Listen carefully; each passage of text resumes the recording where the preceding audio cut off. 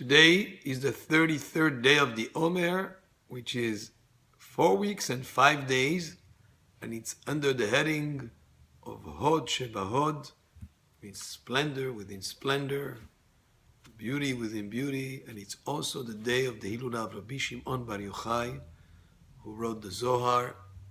Zohar, that means the brilliance, and it's the source for the sod, for the secrets that are in the Torah. Today in Meron, there's an incredible celebration with probably hundreds of thousands of people that come to pay tribute to Rabbi Shimon bar Yochai and what he stood for. He revealed the inner meanings and secrets of the Torah. And the story of Rabbi Shimon bar Yochai is that he lived in a period where the Romans persecuted the Jews and did not allow them to learn Torah. He ran away and he hid in a cave with his son Rabbi Elazar. And for 12 years, they stayed there and learned Torah day in and day out. The tradition has it that there was a carob tree that was next to their cave. So they ate carobs, and there was a spring of water, so they were able to drink and eat carobs, and they learned and learned and learned, and were able to delve into the inner meanings and the secrets of the Torah. After 12 years, legend has it that Eliyahu Navi announced to them that the things had quieted down and they should be able to come out and not to fear persecutions.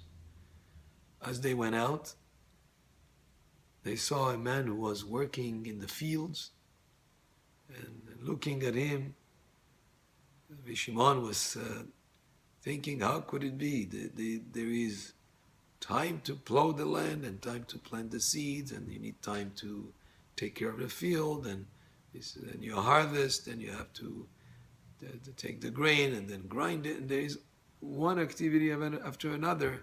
Torah mate alea. When would there be time to learn Torah?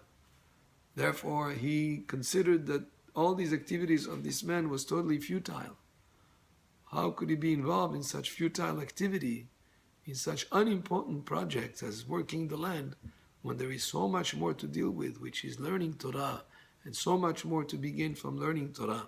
So he looked at this man, and tradition has it, just by looking at him, the man died because, in a sense, his existence was not justified according to Rabbi Shimon bar Yochai if he was wasting away his time on such futile activities. He heard a heavenly voice that said, go back to the cave, probably meaning that there is more to learn, that you still have to learn before you come back out. He went back in for 1 extra year. After 1 year, he heard a heavenly voice that said, okay, now it's time to come out. And he went out of the cave, and he saw a man running with 2 branches of myrtle, of hadass. And he told him, where are you running to? He says, I'm running for Shabbat. And so why do you need 2 branches? Maybe 1 is enough, right? Why do you need 2 branches? And the man answered him, I need 1 branch for Shamor and 1 branch for Zachor. In other words, 1 branch for Shabbat, for the concept of Shamor, observe the laws that have to do with Shabbat. And 1 branch for Zachor, which is also associated with Shabbat, to remember the Shabbat. As we remember, every day of the week we remember Shabbat, as we prepare for Shabbat. Shabbat is always on our mind. Also Shabbat, as we get ready for Shabbat, we wear nice clothes for Shabbat, we prepare nice meals for Shabbat, and on Shabbat we sanctify the day of Shabbat.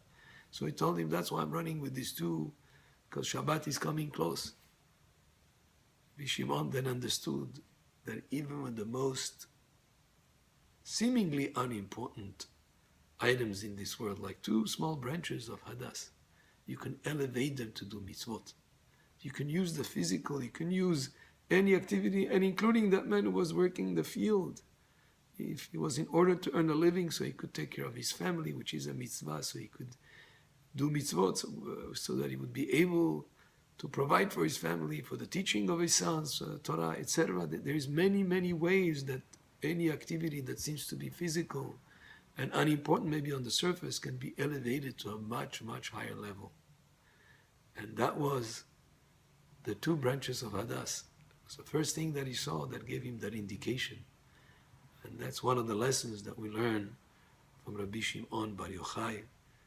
He was one of the students of Rabbi Akiva, actually one of the two foremost students of Rabbi Akiva, Rabbi Shimon bar Yochai and Rabbi Meir Baal HaNes. Their Hilula is during this week. Rabbi Meir Baal HaNes was Sunday, and today, Thursday, the Hilula Rabbi Shimon bar Yochai. He was a Tana. He was one of the rabbis that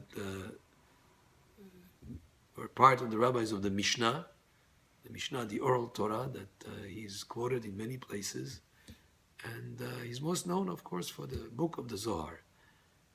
And this was about Rabbi Shimon bar Yochai, and today's his Hilula.